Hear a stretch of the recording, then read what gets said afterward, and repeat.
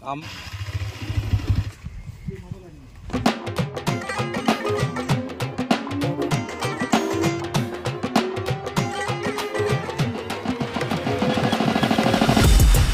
চন্দননগর থেকে এসছি আমি, চন্দননগর বেড়াতে গেছি। ওইখান থেকে এইখানে আমরা মানে পাটুলি, বর্ধমান নবদ্বীপ পাটুলি আমাকে ডাকছে ওখান থেকে।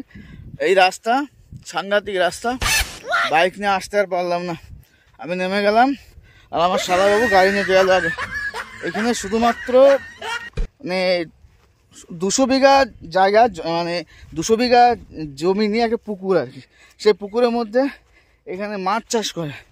সেই মাছ চাষের জায়গায় আমরা এসেছি আজকে ঘুরতে। কোথা থেকে? সেই চন্দননগর থেকে এইখানে এসেছি আমরা মাছ চাষ দেখার জন্য। সব আলু মালু সব এলোই মেলো হয়ে গেল।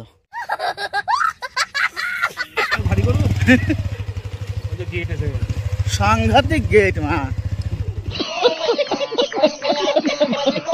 এই যাচ্ছে গেট। এই গেট থেকে ঢোকাই অসম্ভব আর কি। এই আসতে গেট থেকে মানুষ আসবে।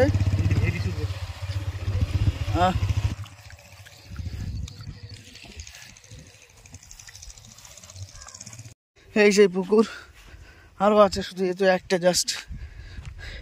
এই পুকুরে সাংঘাতিক প্রচুর বড় বড় মাছ শুনেছি, জানি না শুনে কি। হ্যাঁ হ্যাঁ আছে আছে, ওই দূরে দেখলাম। বললাম নাকি রুই কাতলা বিশাল বড় বড়। এই ফাঁকা জায়গা, এই রাস্তায় বাবা গাড়ি নিয়ে এসছে, বেচারা গাঁড় হেলে গেছে পুরো।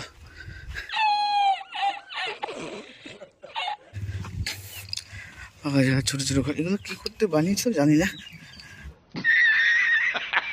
পুরো পুকুর এগুলো সব দেখে মনে হচ্ছে পুরো জমি, কিন্তু জমি না, এত এগুলো পুকুর। পুরো কচুরি পানা, ঘাস মাছ। আমার অবস্থা কাউর বাচ্চা হয়েছে। হাত মুখ ধুয়েছে আগে।